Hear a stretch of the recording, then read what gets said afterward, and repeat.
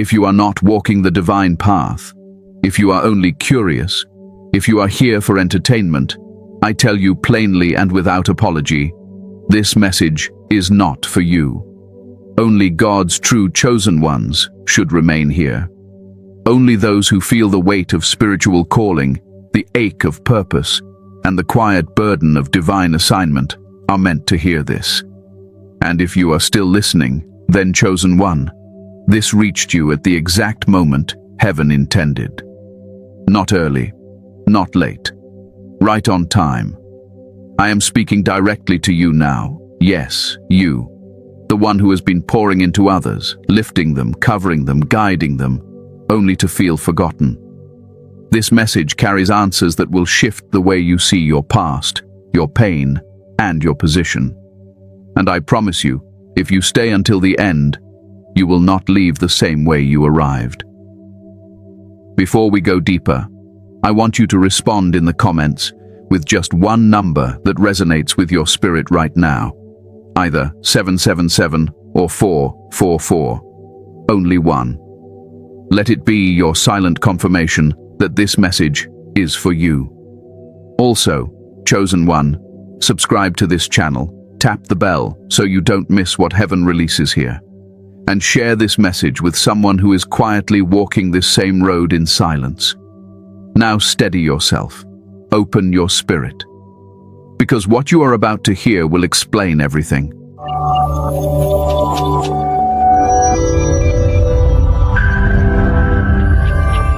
The painful paradox, how the ones you built were the first to forget you. Chosen one, there is a certain kind of pain that does not come from enemies, strangers, or the outside world. It comes from the very people you lifted up with your own hands, the ones you supported when they had nothing, the ones you covered when they were weak, the ones you believed in when no one else saw their worth. And now, somehow, they walk past you as if you were never part of their story. That wound cuts deep, not because of pride, but because of truth. You know what you gave. You remember the nights you stayed awake for them. You remember the prayers, the sacrifices, the advice, the protection. And yet, now you feel invisible to the very ones who once leaned on you to stand. This is the paradox of the chosen. You are designed to build, but not always to be remembered by what you build. You are assigned to plant, but not always to stay and watch the harvest. And that feels unfair to the human heart. You ask yourself in silence, how could they forget me so easily after everything? But heaven answers differently than the world. Heaven never promised that those you elevate will carry your name. Heaven only promised that your obedience would carry eternal weight. Understand this clearly. Most people receive help emotionally. The chosen give help spiritually. And when you lift someone spiritually, you are touching the core of their becoming. You change what they believe about themselves. You unlock doors they never knew existed. And once they begin to walk through new doors, they often associate their new life with their own strength, not with the hands that helped them rise. This is not always arrogance. Sometimes it is survival. Sometimes it is immaturity. Sometimes it is fear of looking back at who they used to be. Looking back at you reminds them of who they were before transformation, and many people cannot emotionally survive that reflection. So they avoid it. They avoid you. You must also understand that many people love you for what you provide, not for who you are. They loved your wisdom when they were confused. They loved your strength when they were broken. They loved your compassion when they were empty. But once they became full again, they mistook the fullness for independence. They forgot the source of the flow, and when people forget the source, they unconsciously disconnect from it. This is not always conscious betrayal, it is often spiritual blindness. There is another truth you must face without bitterness. Not everyone you raise was meant to stay at your table. Some were only meant to pass through your hands. You were not assigned to keep them. You were assigned to prepare them. This is where many chosen suffer unnecessarily. You confuse assignment with attachment. You think because you poured into them, they were meant to remain connected to you forever. But divine assignment does not work like emotional possession. God moves people like seasons. Some stay for winter, some for spring. Very few remain for every season of your life. Another painful layer of this paradox is that the higher someone rises, the more uncomfortable they feel acknowledging who supported them at lower levels. Gratitude requires humility, and elevation without inner healing often produces pride without mercy. When someone rises without resolving insecurity, they begin to rewrite their own story in their mind. They remove the version of themselves that needed help. They remove the people who saw their weakness. They remove you, not because you harmed them, but because you remind them that they were once small. Chosen one, hear this with clarity. You did not imagine the shift. You did not suddenly become unlovable. You did not lose your value overnight. What changed is that your role in their journey ended. And when a role ends, silence often follows. The pain comes because you loved beyond role. You cared beyond assignment. You invested beyond outcome. That is both your glory and your burden. You also must understand that builders are rarely celebrated by those who live inside the buildings they constructed. Once the house stands, no one thinks about the architect every morning. They enjoy the shelter but forget the blueprint. They admire the comfort but overlook the sacrifice. That does not mean the builder failed. It means the building worked. There is also the spiritual law of transfer. When God moves someone from dependence to independence, He often removes the visible support so the person learns to rely on their own relationship with Him. And when God removes the visible support, that support often feels forgotten. That support is you. You did nothing wrong. God simply shifted the structure of their growth. Many chosen struggle because they secretly expected loyalty in return for sacrifice. That expectation is human, it is not sinful, but it is dangerous when attached to divine assignment. Because divine assignment does not guarantee emotional reward, it guarantees spiritual impact, and impact is often invisible in the moment. You must also recognize that some people walk away not because they stopped needing you, but because your presence convicts them. Every time they see you, they remember the standard you lived by, the integrity you modeled, the patience you carried, the discipline you walked in.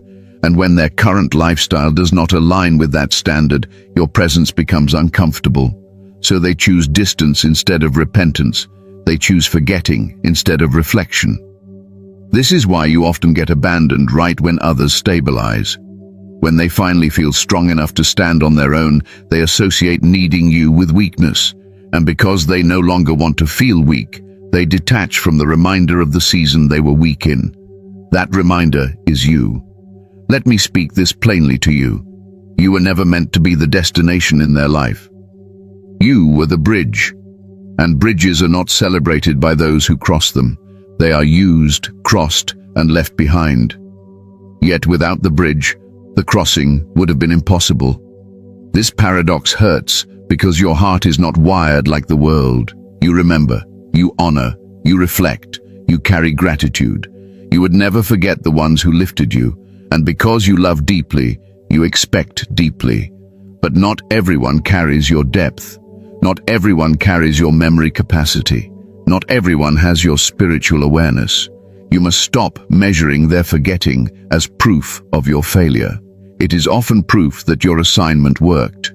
They moved, they grew, they stabilized.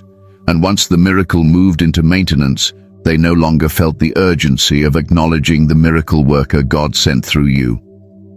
You also must understand that when God is preparing to elevate you to a higher level, He strips away emotional dependencies. Sometimes He allows people to forget you so that you stop building your identity on being needed. Because the next level of your calling is not about being needed, it is about being assigned. This is why this pain feels confusing. It is not rejection in the traditional sense. It is repositioning disguised as abandonment. It is divine transition wearing human disappointment. And, chosen one, the ones who forget you are not always your enemies. Many are simply unfinished souls who have not yet learned how to honor the hands that helped them rise. Their story is still being written. Yours is being rewritten. You built them. You did your part. You fulfilled that chapter. You are not forgotten in heaven, even if you feel forgotten on earth. And that truth will become clearer as we go deeper. Why God allows separation after elevation. Chosen one, this is where many get confused. You think separation means failure, loss, rejection, or punishment. But in the realm of the spirit, separation after elevation is often confirmation, not correction. God does not separate you from people because something went wrong. He separates you because something went right. Elevation always demands distance. Growth always demands a new environment. And destiny always demands a release. When God lifts someone, He must also loosen the old ties that would pull them back down. And sometimes you are one of those old ties, not because you are wrong, but because your role in their lower season is complete. You were grace in the storm. You were stability in the chaos. You were instruction in the confusion. But once the storm passes, once stability forms, once clarity arrives, God transitions the support system, not to dishonor the past, but to protect the future. You see, elevation changes the way a person sees everything, including the hands that helped lift them. When God elevates someone, He begins to teach them reliance on Him alone. And for that lesson to take root, visible supports often fade. The separation is not always about you. It is about God removing intermediaries so that the person learns to hear Him directly. There is also protection in this distance, protection for you. If people stayed too long after elevation, they might misuse your access. They might begin to treat your wisdom casually. They might pull from you without honor. They might drain instead of grow. And God will not allow the chosen to become a permanent spiritual resource for people who no longer respect the source. So He creates space, quietly, firmly, without explanation. Another truth is this: elevation produces exposure.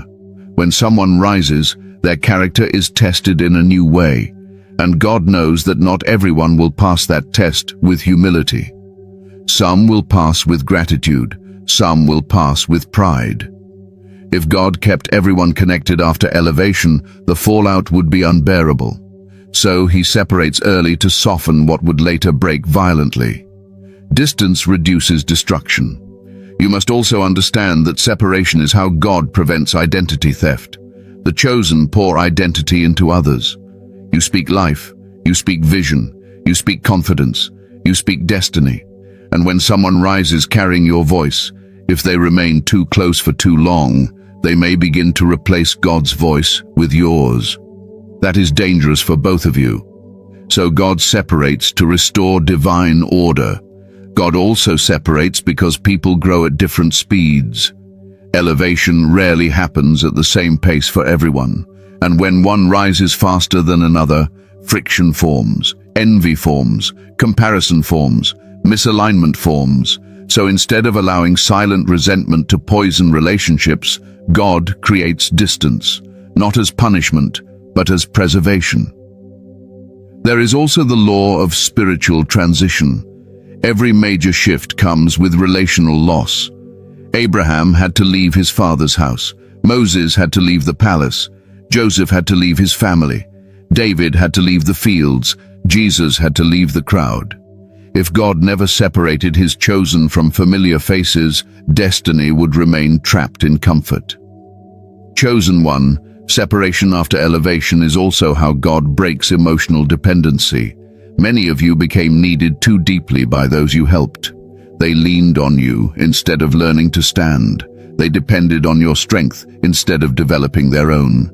And God will never allow dependency to replace responsibility. So He allows distance to force maturity. Some of you feel confused because the separation came with no explanation, no argument, no closure, no final conversation, just silence. That is often how God works when explanation would only create delay. If He explained everything, you might try to fix it emotionally instead of accepting it spiritually. If he allowed long conversations, you might negotiate your way back into assignments he already closed. So he allows silence to be the severing. Another truth you must face is that not everyone can follow you into your next level. Some cannot survive the altitude of where God is taking you. Some would become liabilities, some would become distractions, some would become weights, and God never lifts the chosen while allowing unnecessary weight to remain attached. Elevation also changes your authority. When you were building others, your authority was hidden inside service. But when God begins to elevate you, your authority becomes visible. And not everyone who once received from you can handle your visible authority. Some only liked you when you were pouring. They struggle with you when you are positioned. So God separates them to protect your authority from familiarity. Let me say this plainly. God does not allow separation to break your heart. He allows it to break your limits. Some of the people who left could never have handled who you are becoming. They would have pulled on old versions of you that God already buried. They would have expected the same access they once had, even though you have changed. Distance prevents dishonor. You must also understand that when God prepares to send new people, he must first clear space. New wine cannot be poured into crowded vessels. New assignments cannot land in cluttered emotional rooms. Before God sends fresh connections, he often removes old ones. Not because the old ones were evil, but because the room must be emptied for what is coming. Separation is also God's way of teaching you that you are not defined by who stays. You are defined by who sent you. If your identity depends on loyalty from others, then your foundation is too fragile for what God is about to entrust to you. So God allows people to forget you so that you remember who you truly belong to. There is a deeper layer too. Some people leave because they secretly believe they no longer need God after elevation. And once they turn inward in pride, they must also turn away from the ones who reminded them of their dependence. That is not your responsibility. That is their spiritual choice. You cannot carry their accountability. Chosen one, not every separation is the devil. Some separations are assignments fulfilled. Some goodbyes are confirmations. Some endings are approvals. God allowed them to go because if they stayed, either they would have stagnated or you would have shrunk. And God refuses to build future glory on the foundation of comfort. This is why separation hurts, but also frees you. It hurts because your heart is real. It frees you because your calling is bigger than your feelings. God does not ask the chosen to be numb. He asks them to be obedient even when they feel deeply. You must stop interpreting silence as abandonment. Silence is often God closing one channel so that he can open a louder one. The connection ended so the commission could begin. And this is the truth many are not ready to hear. Some people received everything they were meant to receive from you. Their season in your life ended successfully. They were not meant to stay. They were meant to grow. And they did. You are not behind. You are not forgotten. You are not disqualified. You are in the quiet interval between assignments. Heaven is shifting your environment to match your next level of authority. What feels like loss is actually space. What feels like abandonment is actually recalibration. What feels like silence is actually God changing the frequency of your life. And chosen one, once you understand this, the separation will no longer feel like punishment. It will feel like preparation. The energy shift. Why people feel uncomfortable around who you have become. Chosen. 1. There comes a moment in your growth when people can no longer explain their discomfort around you. They cannot point to anything you did wrong. You have not changed in arrogance. You have not changed in cruelty. You have not changed in pride. Yet something about you now disturbs their spirit. The room gets quieter when you enter. Conversations shift. Eyes avoid. Energy tightens. And you feel it immediately. That is not imagination. That is the energy shift. You see, growth is not just visible in success. It is felt in presence. When your spirit matures, your frequency changes. When your boundaries strengthen, your frequency changes. When your discernment sharpens, your frequency changes. You begin to carry yourself differently without trying. You speak less, but with more weight. You tolerate less, but with more peace. You apologize less, but love more clearly. And people who were comfortable with the old version of you do not always know how to coexist with the new one. Some are uncomfortable because your discipline silently exposes their disorder. You do not have to preach. You do not have to correct. You do not have to confront. Your consistency alone becomes a mirror, and mirrors make people uneasy when they are avoiding reflection. When they see you choosing restraint while they choose excess, choosing growth while they choose comfort, choosing purpose while they choose distraction, something inside them begins to accuse them. But instead of adjusting, many choose distance. Others are uncomfortable because your healing disrupts their control. When you were broken, they could influence you. When you were confused, they could direct you. When you were insecure, they could define you. But now that you see clearly, now that you trust your spirit, now that you no longer ask permission to become who you are, they feel the loss of influence. And loss of influence often disguises itself as irritation. There are also those who are uncomfortable because they benefited from your old wounds. When you overgave, they took. When you over-explained, they dismissed. When you over-compromised, they demanded more. But now that you give with boundaries, explain with clarity, and stand with authority, they feel deprived. Not because you became selfish, but because you became whole. And wholeness does not allow exploitation to survive. Your growth also triggers comparison. Even if you never compete, people will compare themselves to you. They will measure their stagnation against your movement, your stillness against their chaos, your direction against their drifting. And comparison creates discomfort when it reveals an unwillingness to change. Instead of rising with you, some will quietly resent you. They will not say it out loud, but the space between you will speak. You must understand, chosen one, that not everyone is uncomfortable because they are evil. Some are uncomfortable because your transformation forces a decision in them. Either they must grow or they must withdraw. And growth is painful to those addicted to familiarity. So withdrawal feels easier. They create distance not because they hate you, but because they are afraid of becoming who they would need to be to stay connected to you. Another layer of the energy shift is authority. At some point, people stop seeing you as the helper and begin to sense you as the leader. And leadership changes relational dynamics. Familiar jokes stop landing the same. Old access feels inappropriate. Casual disrespect feels dangerous. Not because you became harsh, but because your spirit now carries weight. What once rolled off you now disrupts the atmosphere. People feel that. And some do not like being in rooms where words carry consequences. Your silence now feels louder than your old explanations. Your rest now feels more powerful than your old effort. Your no now feels sharper than your old yes. And people who are comfortable around your exhaustion are often uneasy around your peace. Because your peace has boundaries. It cannot be manipulated. It cannot be rushed. It cannot be guilted. And guilt was once their language with you.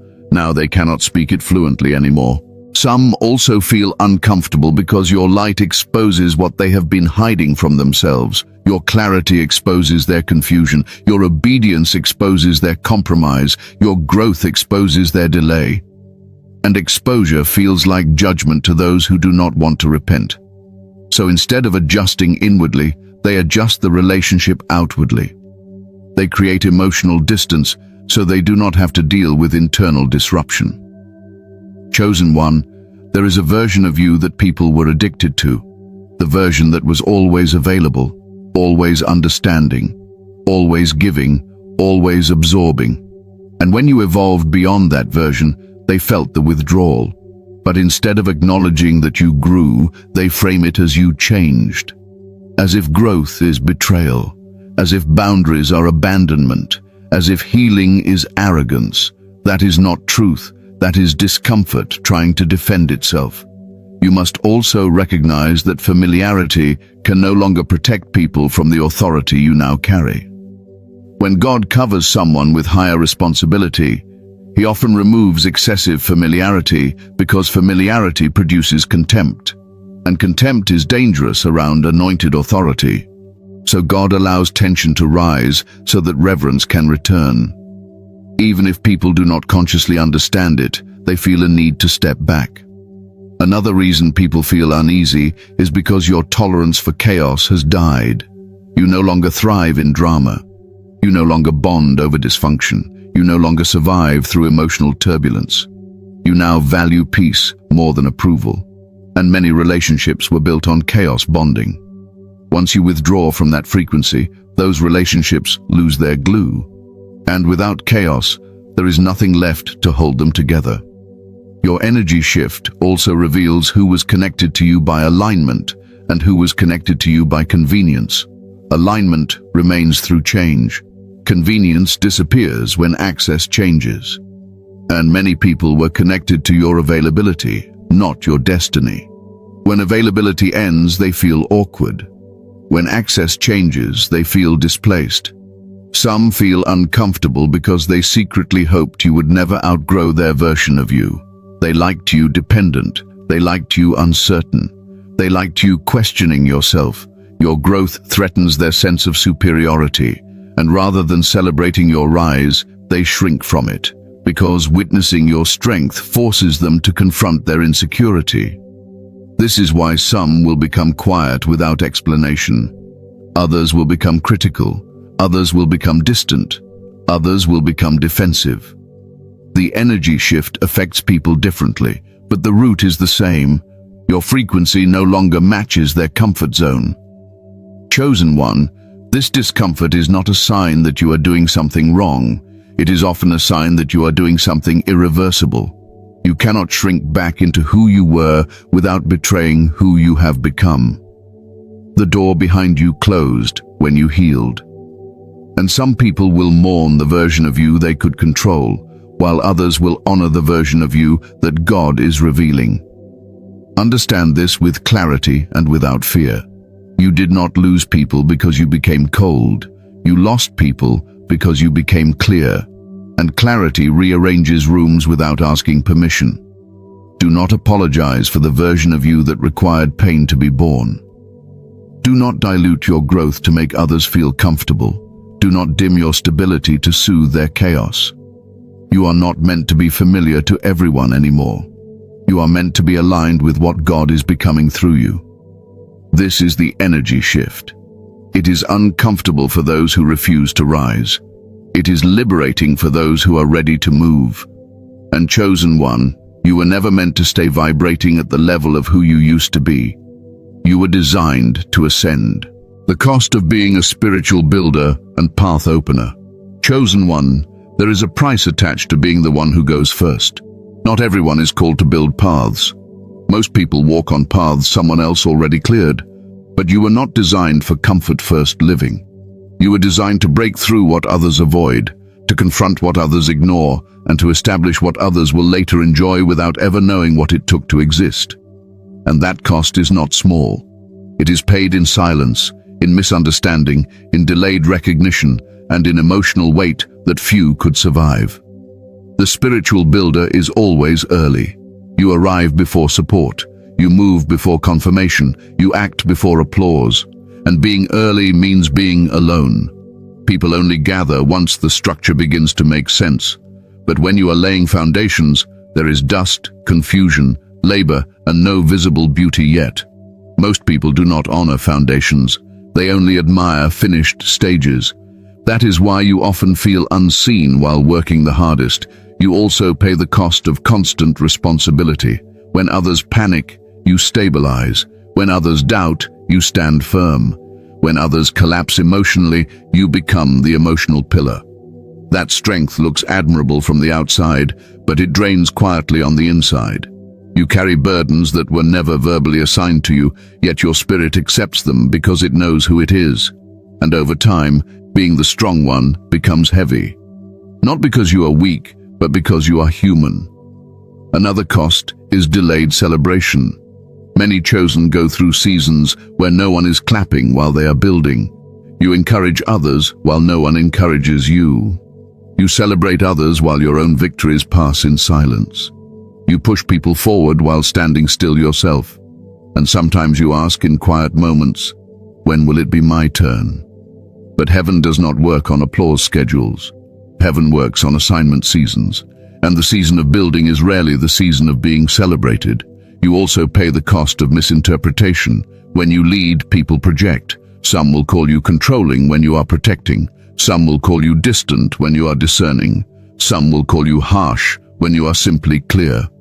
Not everyone can interpret authority correctly, especially those who benefited from your overgiving before your boundaries formed.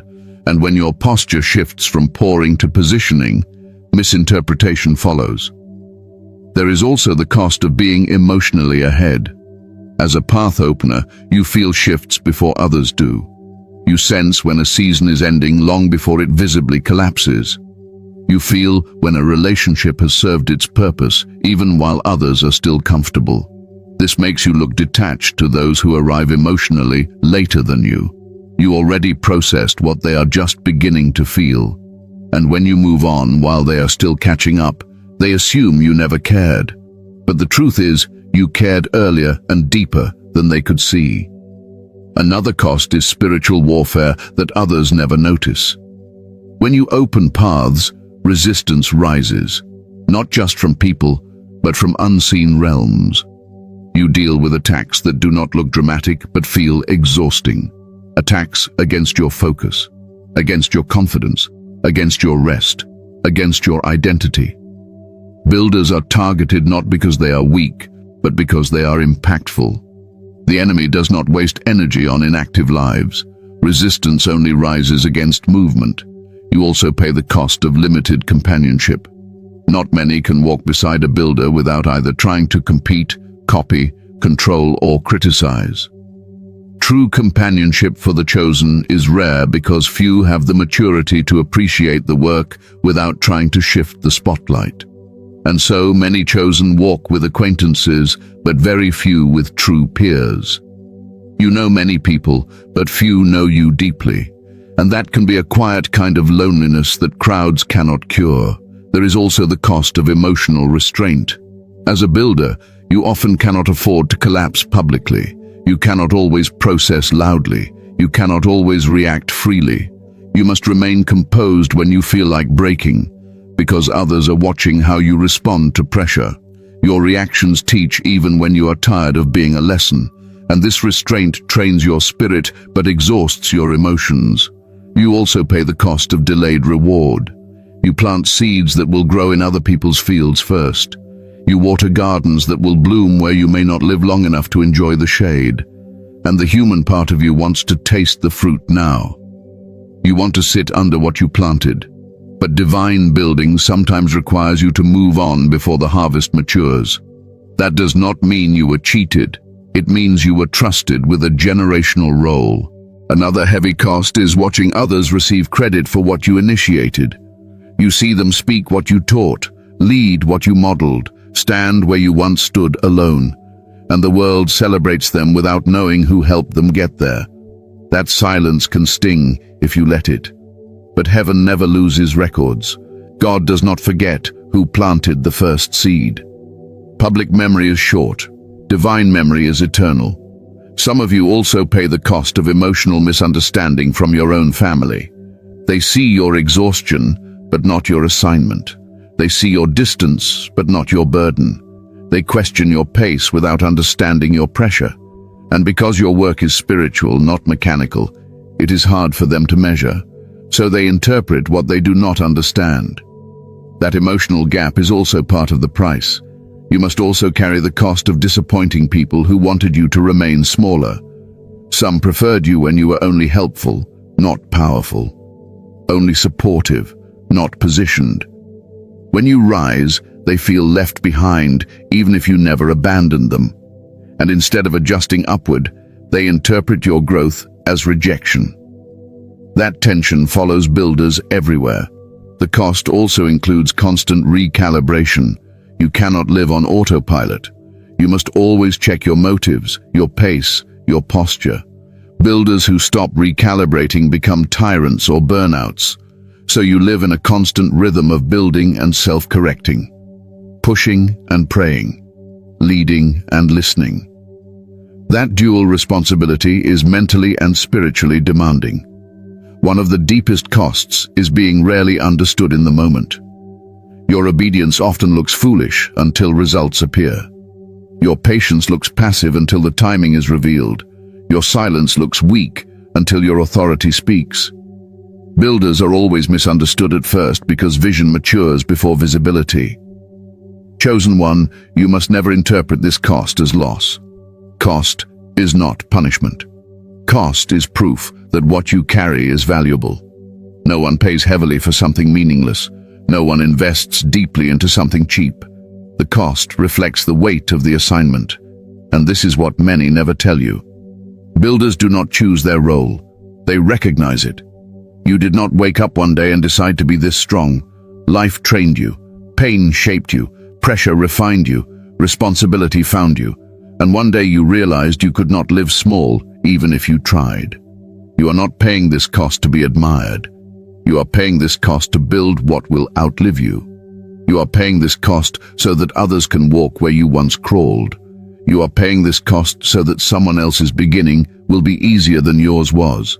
In the quiet moments when the weight feels heavy, remember this. Foundations are never glamorous, but without them, nothing stands. And chosen one, you are not just building paths, you are becoming one. Why they move on without looking back. Chosen one of the hardest truths you will ever have to face is this. Some people move on without looking back, not because they forgot what you did, but because looking back would require them to face who they used to be. And many are not strong enough to confront their past with honesty. When they look at you, they see the version of themselves that was broken, confused, needy, or lost. And rather than honor the bridge, they choose to erase the memory of the river they once almost drowned in. For many, moving on is not courage, it is avoidance. It is not always strength. Sometimes it is shame dressed as progress. Your presence reminds them of nights they cried, mistakes they made, fears they carried, and battles they barely survived. And instead of seeing your role with gratitude, they feel exposed by it. So they keep walking forward with their head turned away, not because they are healed, but because they are hiding from their own reflection. Another reason they move on without looking back is because their new environment demands a new identity. When people rise into new spaces, they often feel pressured to rewrite their story to match where they are going. They begin to distance themselves from anything that connects them to their former struggles, even if those struggles were part of their testimony. And because you were present in their becoming, they feel that your memory threatens their reinvention. So they edit you out, not because you were insignificant, but because you were too significant to their old chapter. Some move on because they absorbed the lesson, but rejected the teacher.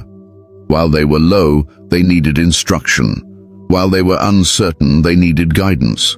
While they were fearful, they needed reassurance. You provided all of that. But once they feel stable, they confuse absorption with independence. They believe they no longer need the source because they now carry the substance. And in their minds, once the function is learned, the teacher becomes unnecessary. That is not how honor works, but it is how immaturity often operates. There are also those who move on without looking back because they secretly feel guilty. They know they received more than they gave. They remember promises they made in desperation. Promises to stay connected. Promises to remain loyal. Promises to never forget. And now that life has stabilized, those promises feel inconvenient. So instead of breaking them out loud, they erase them quietly by disconnecting without explanation. Silence becomes their escape from accountability.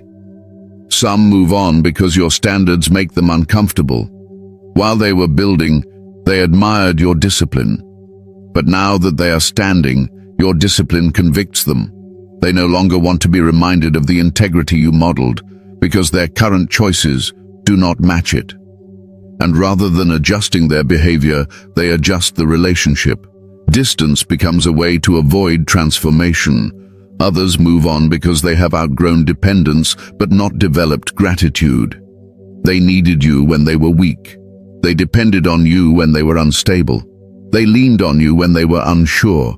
And once strength arrived, they associated dependence with humiliation. They now want to be seen as self-made. Acknowledging you threatens that image, so they move on without looking back to protect a narrative of independence that excludes the truth of who helped them rise. Some leave because they never saw you as a permanent figure in their life, only as a season of convenience. You were the right person at the right time. You were the safe space in the right storm. But their connection to you was situational, not covenantal. When situations change, convenience connections fade without guilt. That does not mean your investment was wasted.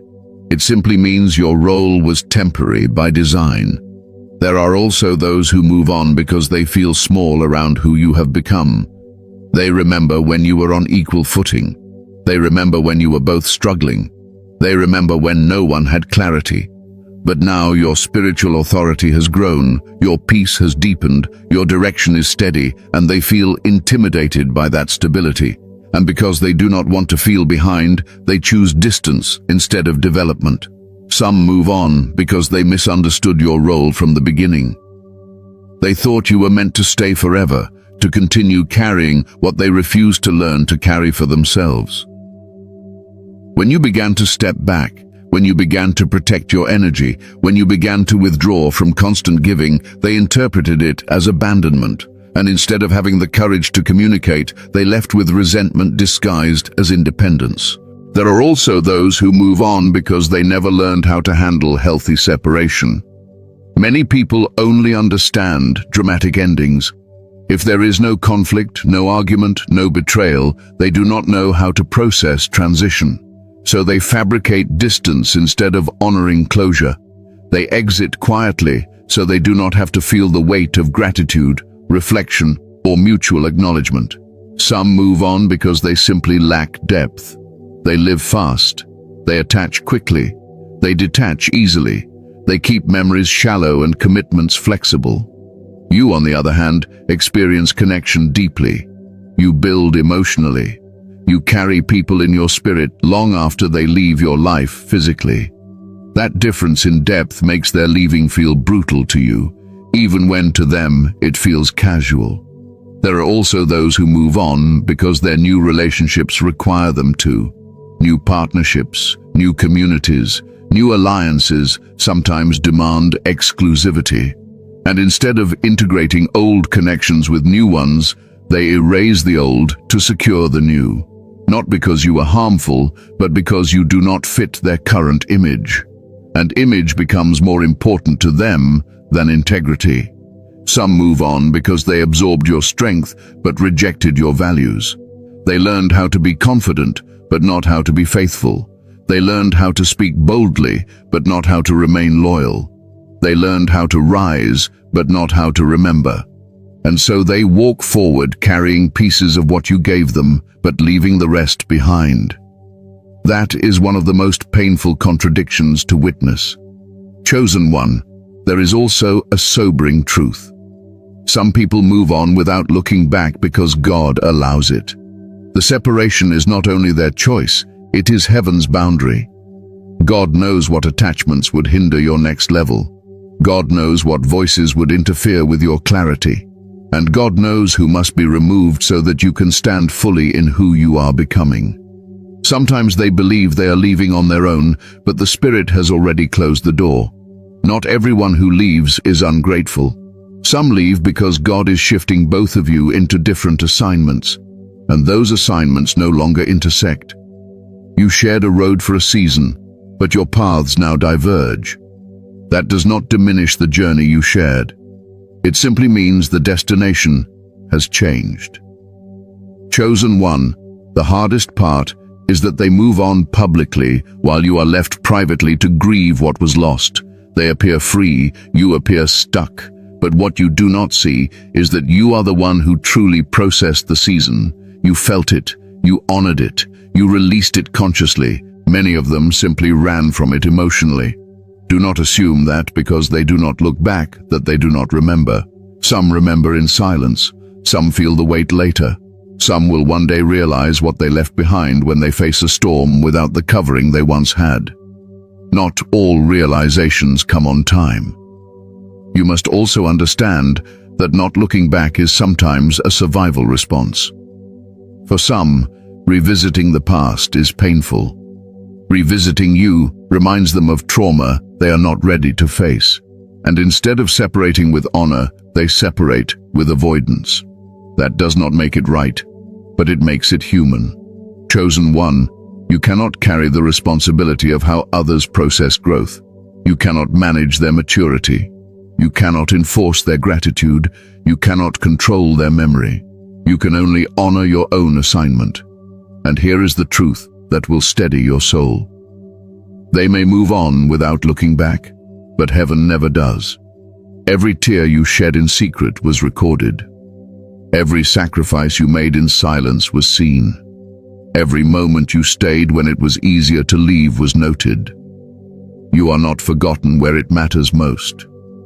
Some people leave without looking back because they were never meant to walk the full distance with you. They were meant to drink from you, learn from you, be built by you, and then go. That is not betrayal. That is assignment completed. And chosen one day you will look back without pain. Not because what happened did not matter, but because it no longer owns you. The divine upgrade, what God is actually preparing you for. Chosen one, what feels like loss is often the sound of heaven clearing space. What feels like delay is often the movement of divine construction behind the curtain. You think God is silent because people have grown quiet around you. But God is never quiet when He is preparing an upgrade. He speaks the loudest in removal. He moves the deepest in separation. And right now, whether you feel it or not, you are standing inside a divine transition that is far bigger than what you lost. You were never being stripped for punishment. You are being stripped for precision.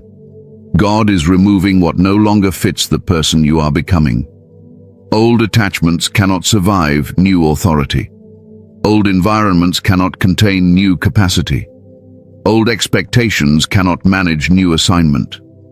When God upgrades someone, He does not add first. He subtracts. Because addition without alignment creates distortion. Many of you thought the forgetting meant you were being pushed aside. But what actually happened is that God removed the old audience so He could prepare you for a new one. The same people who clapped for the early version of you would never have understood the next level of you. And misunderstanding at higher levels is far more dangerous than invisibility at lower ones. So God hid you before He revealed you. This next season is not about you proving your worth to people. It is about you carrying weight in places that no longer require explanation. God is shifting you from being needed to being respected, from being accessible to being assigned, from being familiar to being sacred.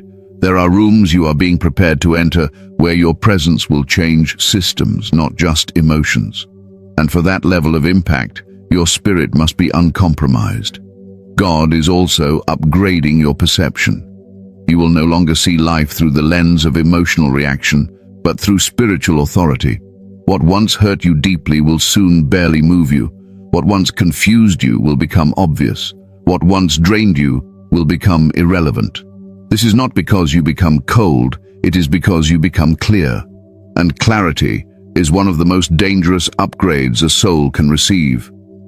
You are being prepared to work without applause, to move without validation, to obey without explanation. Because where God is taking you, public approval will not always accompany divine alignment. You are being trained to recognize heaven's yes, even when the earth goes silent. That is the mark of spiritual maturity. Many of you are also being upgraded in capacity. You are about to carry more influence than you ever imagined. more responsibility than you ever asked for, more authority than you ever felt ready to hold. And that is why God removed the emotional clutter. You cannot carry heavy assignment with light discipline. You cannot steward mass impact with fragile identity. The upgrade requires fortification. There is also an upgrade in your discernment. You will no longer be easily deceived by appearances, titles, charm, or urgency. You will sense truth without noise. You will recognize alignment without explanation. You will feel warning without evidence. This will protect you from the mistakes that once cost you deeply. You will not repeat the same relational lessons at the same price. God is also preparing your name for rooms your feet have not yet entered.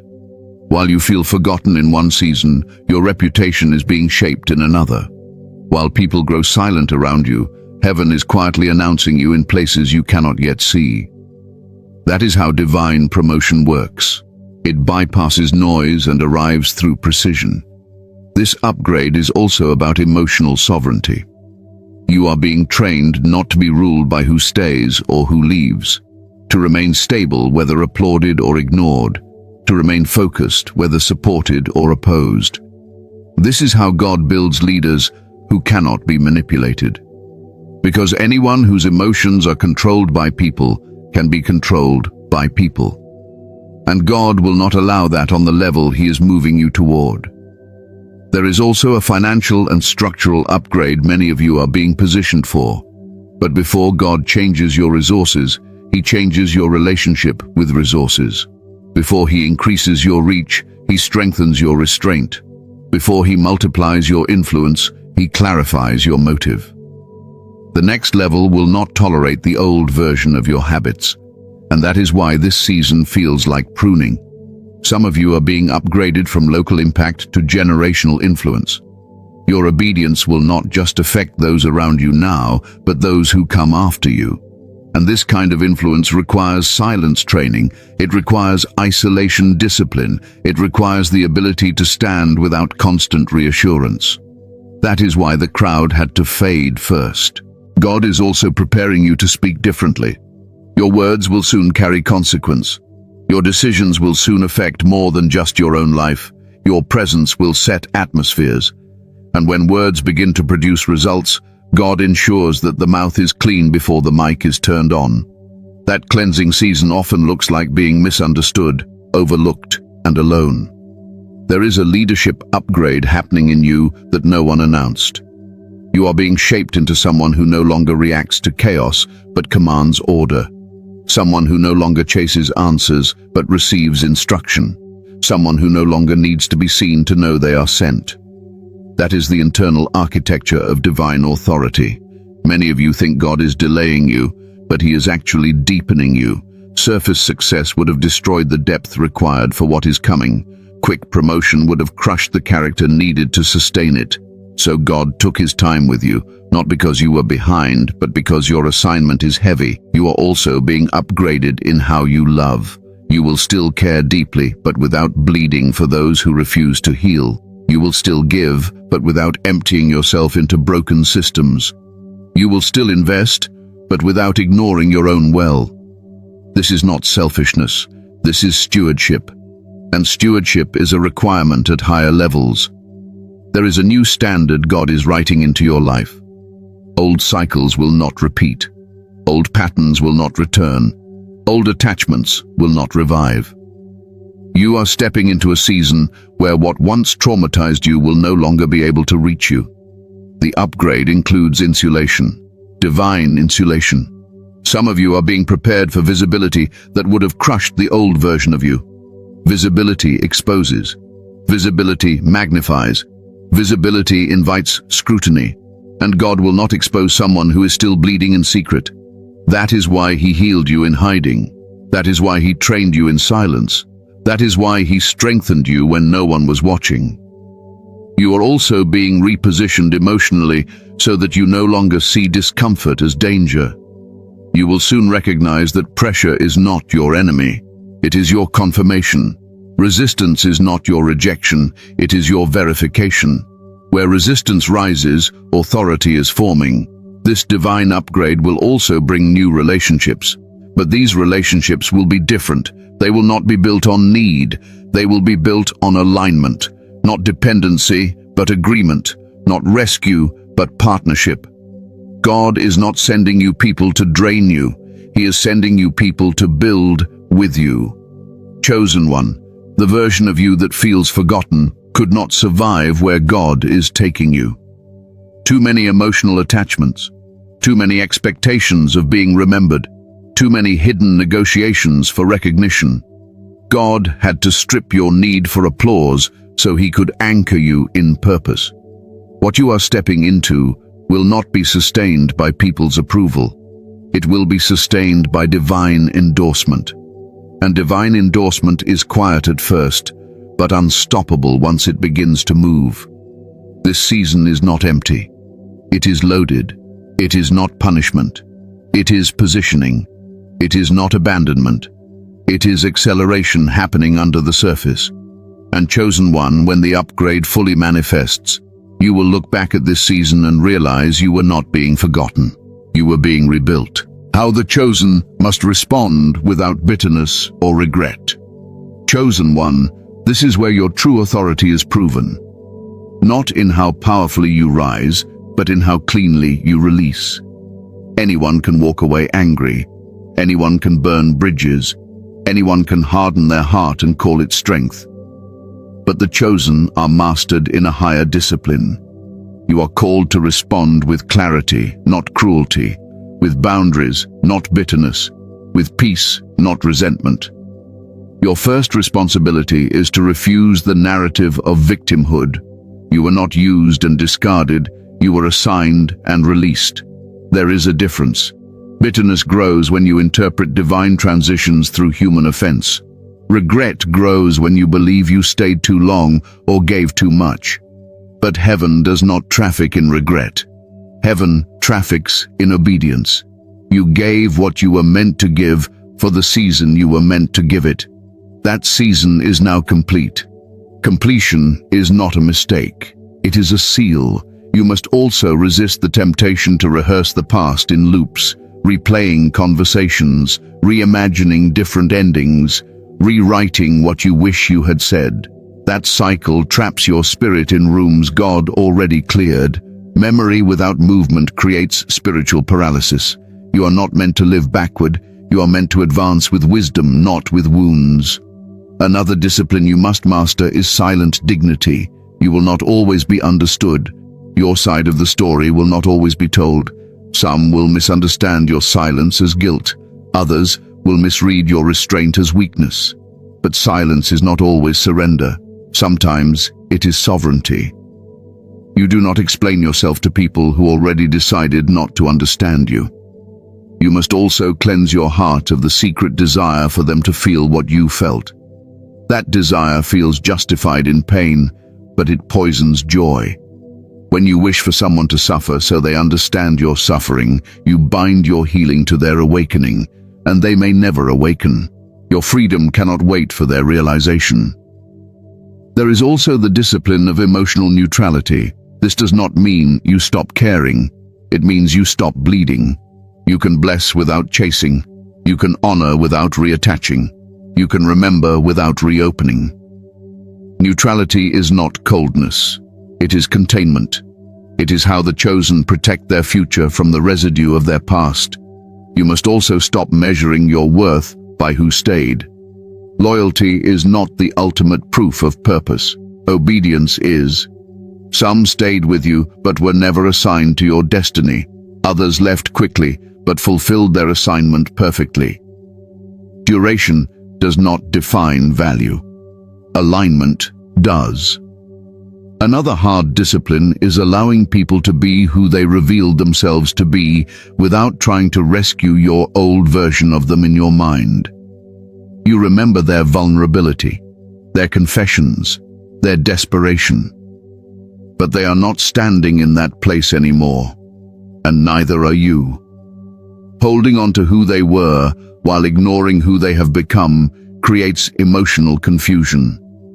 You must allow present reality to replace nostalgic attachment.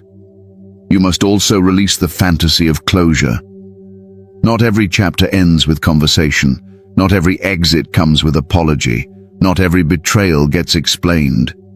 Some doors close with silence because explanation would not bring peace, only prolong attachment. The chosen are trained to be complete without confirmation. You are also required to refine your forgiveness. Forgiveness for the chosen is not weakness, it is leverage. It loosens your spirit from emotional entanglement. It breaks cords that bitterness strengthens. Forgiveness does not excuse behavior, it releases your future from their past. Another required response is gratitude without attachment. You can honor what was without trying to resurrect it. You can be thankful without returning to an expired season. Gratitude that tries to pull the past into the future becomes nostalgia. Gratitude that releases becomes wisdom. You must also retrain your expectations of people. Expect integrity, not perfection. Expect growth, not permanence. Expect failure, not betrayal as default. Many of your regrets came from expecting from others what only God can consistently supply. When God alone carries that weight, people no longer have the power to devastate you. It is also time to discipline your inner narrative. Stop saying you were forgotten. You were transitioned. Stop saying you were abandoned. You were released. Stop saying you were replaced. You were repositioned. Language shapes how pain settles in the soul. Speak your healing into place. There is also the discipline of restraint in speech. Do not vent your wounds to those who do not have the capacity to hold your healing. Not everyone who listens is safe. Not everyone who agrees is aligned. The chosen process with God first, then with the few. Another vital response is refusing to punish new people for the failures of old ones. Walls built for protection often become prisons if never lowered with discernment. You are not called to be naive, but you are not called to be numb. You must stay open without becoming exposed. That requires wisdom, not fear. You must also resist the urge to prove that they were wrong. Proof-seeking is still attachment. Vindication is God's work, not yours. When you focus on becoming who you are meant to be, the contrast will speak louder than any argument ever could. You are also called to honor your own growth. Do not shame yourself for staying when you did not yet know how to leave. Do not punish yourself for loving when you had not yet learned boundaries. Those versions of you were not foolish. They were faithful with the tools they had at the time. Another discipline is letting peace become your primary filter. If a thought, memory, or conversation pulls you out of peace, it is not aligned with your current assignment. Peace is not laziness. It is alignment manifested emotionally.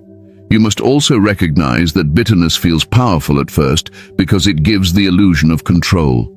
But it always drains strength in the long run. It keeps you tied to people who have already moved on. Bitterness is delayed release. Peace is immediate freedom. You are also required to bless without narration. You do not announce your forgiveness. You demonstrate it by no longer carrying the weight of the offense. Silence can be the loudest blessing in the spirit. There will also be moments when memory unexpectedly returns.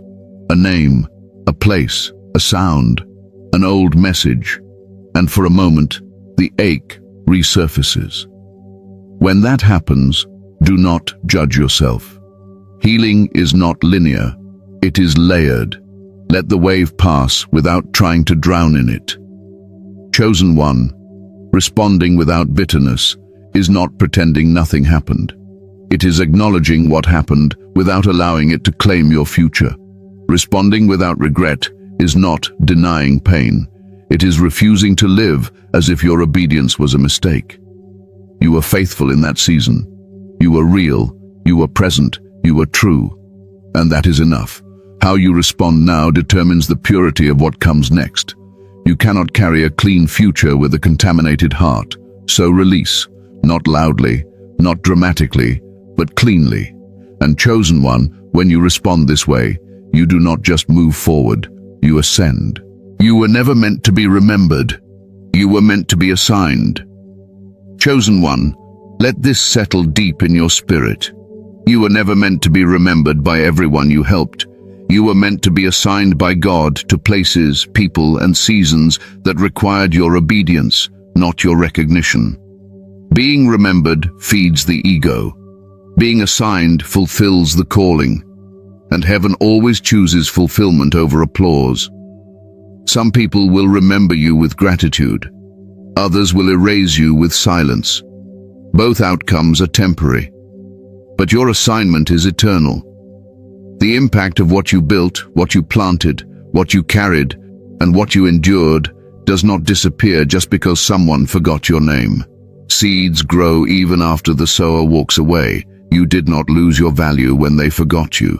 You simply completed your role, and completion does not require validation. Completion requires alignment. You were aligned, you obeyed, you gave, you stood, you stayed when it was hard, you released when it was time. That is the signature of the chosen. Do not measure your legacy by who remembers you. Measure it by who stands today because you refused to quit yesterday. Measure it by who learned to walk because you knelt beside them when they could not stand. Measure it by who found their voice because you spoke life into their silence. The world remembers celebrities. Heaven records servants. The world celebrates visibility. Heaven honors obedience. And chosen one, you are not built for momentary applause. You are built for eternal assignment. Let them forget your name if they must. God will never forget your yes. Let them move on without looking back if they choose. God is always moving forward with you. You were not born to be remembered by people. You were born to be trusted by God, and that trust is the highest honor a soul can ever carry.